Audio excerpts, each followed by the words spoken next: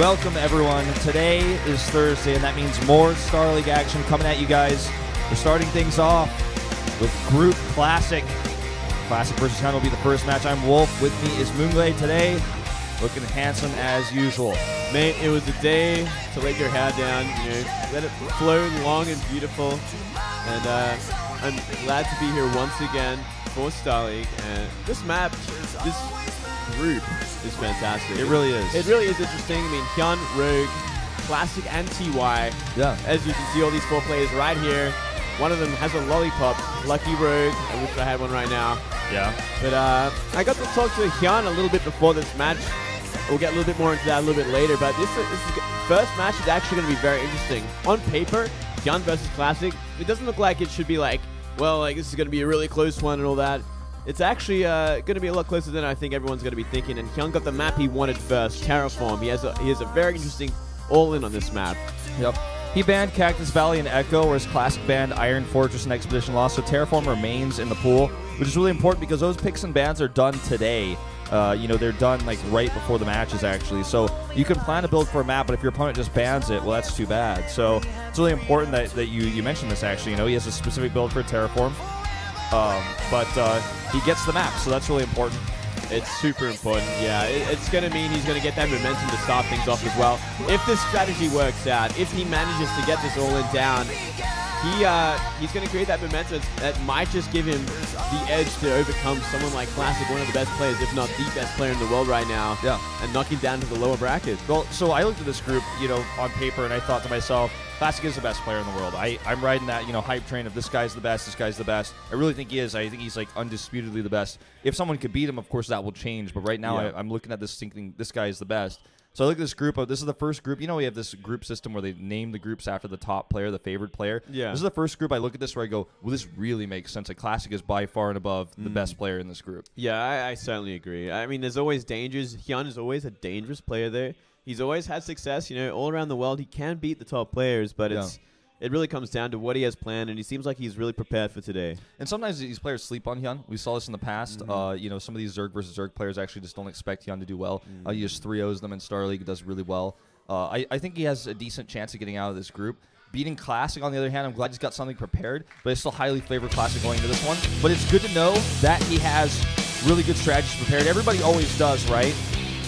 They certainly do for something like Star League or GSL. Like when you are playing that one match a week or one group a week, you do have all the time in the world to sit back and be like, okay, I'm going to study each matchup, I'm going to study each map it can be on, dissect their play, and find their weaknesses. Absolutely.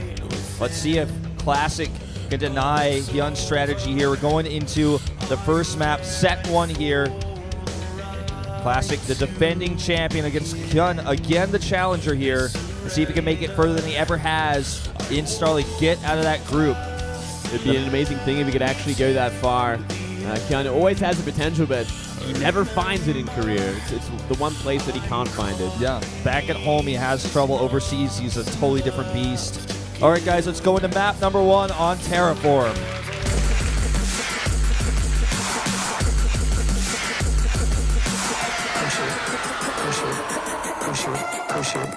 Push it.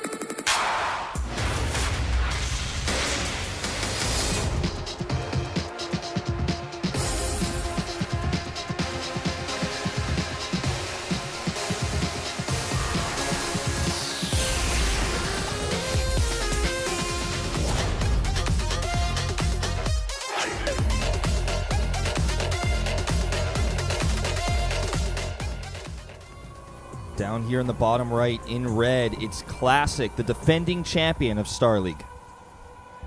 Defeating his teammate in the Grand Finals last season.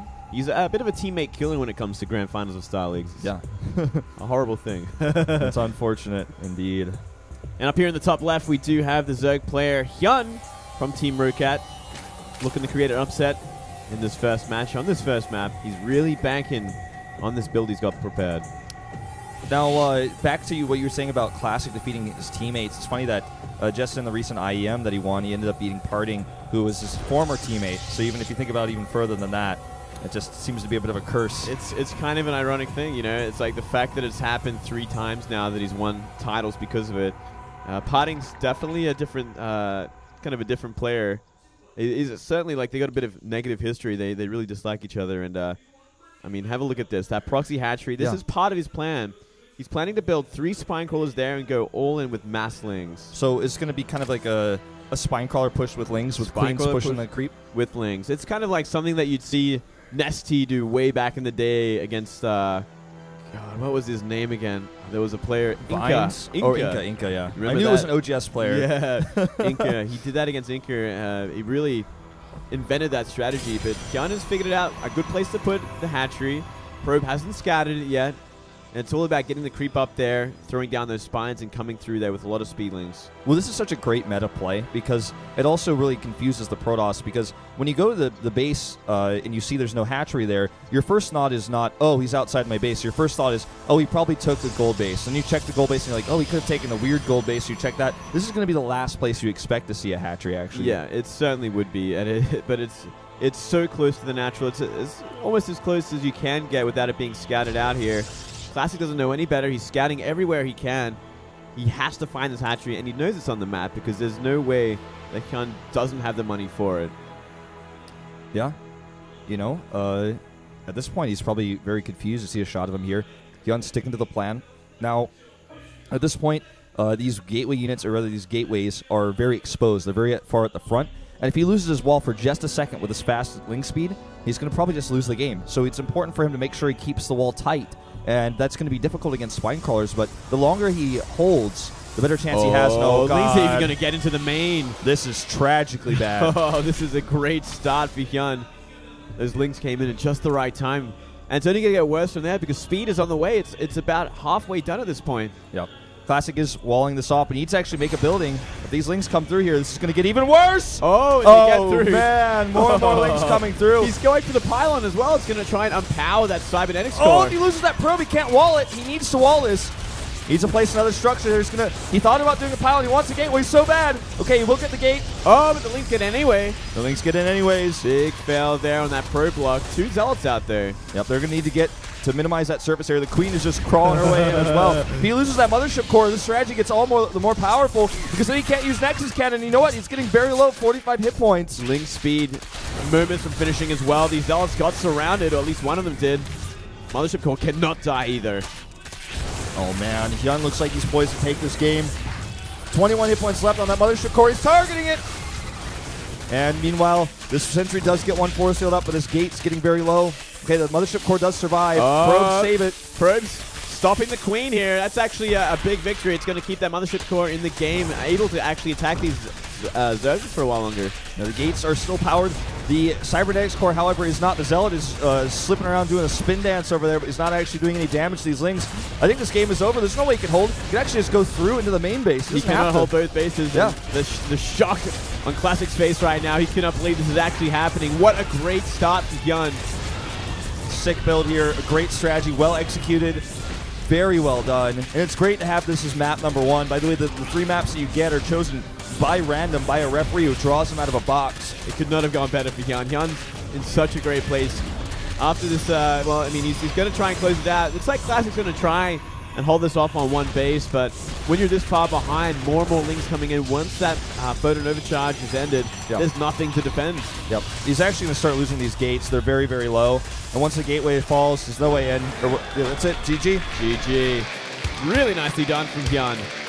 Great start here. And, you know, Classic's one of those players that does get a little angry if something's not going his way, and a game like that could really get in his head. It's a great build to get for game number 1. You get into somebody's head like this, you mess with their mentality, and there he is, man, the 3-headed beast. This is a sick start, and Classic, like you said, very easily gets emotional. And I feel like part of his successes recently is because he's been so dominant that no one can get in his head, no one can make him lose his cool. He's been riding a high, man, and you know, when your biggest opponents are your teammates, it's going to be a lot harder for them to kind of hard counter you, like get in your head like the way anyone else would, because there's not as much pressure there when you play those grand finals. You understand them a lot better too, so it's a lot harder for you to be surprised. Absolutely.